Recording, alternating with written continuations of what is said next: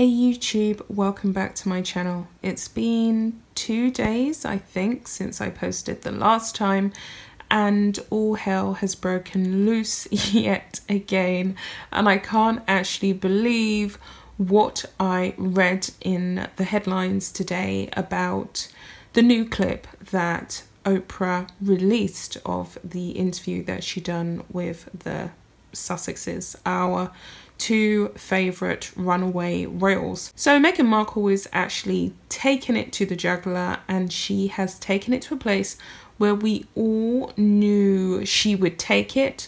She and Harry are basically scraping the bottom of the barrel with this one, because we know for a fact, I know for a fact as a British taxpayer, that Meghan and Harry received nothing but the utmost best treatment while they was working members of the royal family.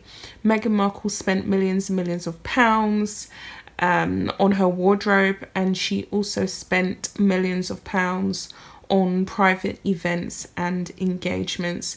And when they had their royal send-off, when they finally stepped down as senior royals and went off to go to America and completed their final royal engagements as senior royals, they was treated with the utmost respect and kindness. Meghan Markle spent so much money over 5 days. She spent a gastronomical amount of money from the taxpayer's purse. And for her to now say that the royal firm has done this and allegedly they're perpetuating falsehoods about her and Harry, and this is the bit that I don't understand. To my knowledge, Kate and William, the Queen, Prince Philip and Charles have not said anything directly that would be incriminating about the two Sussexes. They've been very supportive in their statements. They've spoken about family. They've spoken about how sad they are to see them step down. But they've never actually said anything that perpetuates any falsehoods. And it seems as though Meghan and Harry are constantly looking for someone to blame for their lack of popularity and their lack of likability. And this is a real issue. I don't know exactly what they are trying to do, but at this point they may as well just dig a hole in the ground and get in it, because what exactly are they trying to achieve by constantly trashing the firm, Britain, and everything that even made either of them relevant or either of them have a global platform? It just doesn't make sense, and it's almost like watching a very uncomfortable, surreal comedy show that is actually not a comedy show. This is real life. This is their real lives. This is what they are choosing to do. So all of the newspapers have made this their front page headline, and I'm not surprised. I mean, it's gastronomically unbelievable, to say the least. And we are definitely going to be getting some real lowdown tea in this Oprah interview, and I can't wait. Now, apparently it's going to air on ITV over here in the UK. So if you're in the UK, keep a lookout for it on that channel. This is an article by the Evening Standard, which is a paper that I don't always read from for this channel, but the title grabbed me and I thought, let's read from this one. I can't believe this, guys. My mind is actually blown, but this is very interesting. It's about to get even stranger. The tale of events is definitely unfolding, and it's getting stranger and stranger and stranger. I don't even know what to make of it anymore. As I said, I'm a critic of Meghan and Harry. I do not like the way they stepped down. I do not like the way they spent my tax pounds or dollars, whatever you want to call them. And I do not like the fact that they have used Britain and British heritage to put themselves on a pedestal in order to preach at us, and now they are trying to single-handedly, sanctimoniously destroy everything that made them somewhat special. So here it goes. Meghan Markle Oprah interview. Duchess of Sussex accuses the firm of perpetuating falsehoods in bombshell for royals. If our statements mean we risk losing things, then we've lost a lot already, says Duchess in the new clip, as war of words with the royal family intensifies. The war of words between the Duke and Duchess of Sussex and Buckingham Palace dramatically intensified today when Meghan directly accused the firm of perpetuating falsehoods about her and Prince Harry. The latest salvo came in a clip of Meghan, 39, talking to Oprah Winfrey in a trailer released on social media overnight by broadcaster CBS before the tell-all interview being aired in America on Sunday. In the 30-second segment, Winfrey asked the Duchess, "How do you feel about the palace hearing you speak your truth today?" She replies, "I don't know how they could expect that after all of this time. We would still just be silent if there is an active role that the firm is playing in perpetuating falsehoods about us. And if that comes with a risk of losing things, there is a lot that has been lost already."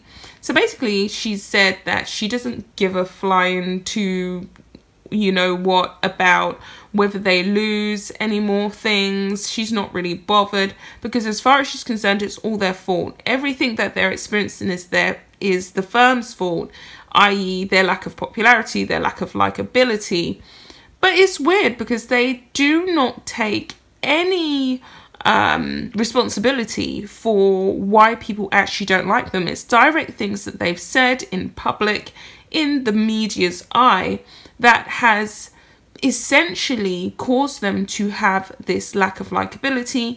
Meghan Markle not trying to patch things up with her dad is all relevant, and they seem oblivious to these core key facts that have led them down this dark path, which is so confusing to see and hilarious at the same time for me as a critic, because they just simply do not get it with everything that they do and everything that they say and everyone else that they try to blame. Their situation simply gets worse. And I'm of the opinion that maybe they're being paid a gastronomical amount of money by the powers to be to do all of this rubbish during this pandemic that we find ourselves in order to keep us lightly entertained. I don't know what to think anymore. So it continues on here. Her use of the phrase "the firm" immediately raised questions about exactly where Meghan was pointing the finger of accusation. It is understood from sources close to the couple that she was referring to the broader institution of Buckingham Palace, which includes senior courtiers and advisors, but ultimately headed by the Queen, rather than individual royals. The two Oprah clips released so far suggest that the interview is likely to cause Buckingham Palace deep discomfort. There was no official response from the palace, but sources suggested the latest claims would be seen as pretty upsetting. The comments were filmed 2 weeks ago, but the timing of the latest teaser release will stoke up tensions between the California-based couple and the palace ahead of the full interview being aired on US primetime. It is being shown in Britain on ITV at 9 p.m. on Monday. They come the day after reports appeared in the Times suggesting that an advisor to the couple had made a complaint about bullying of staff by Meghan in October 2018 during her brief period as a full member of the royal family. Lawyers for the Sussexes dismissed the claims as a calculated smear campaign based on misleading and harmful information. In response, Buckingham Palace said it had launched an investigation into the bullying allegations. Past and present employees are to be invited to speak in confidence about their experiences of working for Meghan, who is alleged to have driven out two personal assistants and undermined the confidence of a first. And we all know who those characters are. So we know that Meghan Markle tortured 3 personal assistants, and they all left one after the other. And it's true. There's no coincidence here. She definitely is a quite contentious, difficult character.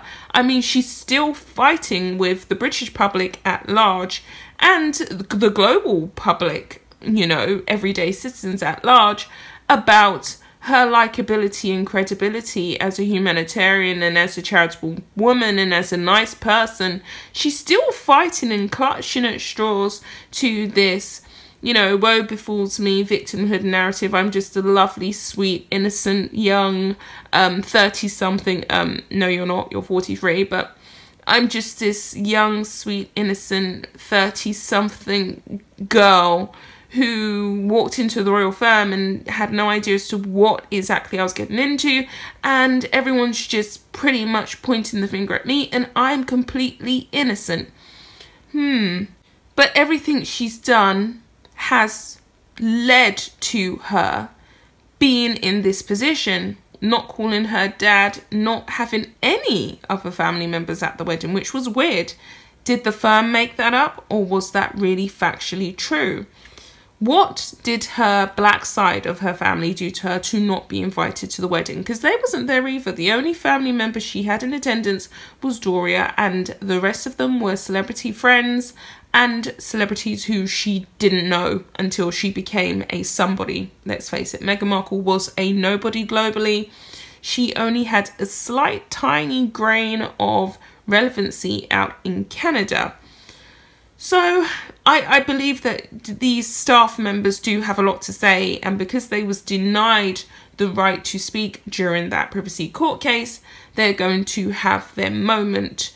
And it's only fair. Just because they was of service to Meghan Markle doesn't mean that their opinion is not relevant. They are still human and they have a right to speak. So this is going to be very interesting to see exactly what is going to come of this. This article does carry on. I don't know if you guys want me to carry on, if you want me to do a part 2. I'm not sure. Maybe I will do a part 2, because I always like to keep my videos in bite-sized pieces. But yeah, that's it thus far. Maybe back with a part 2. Bye guys.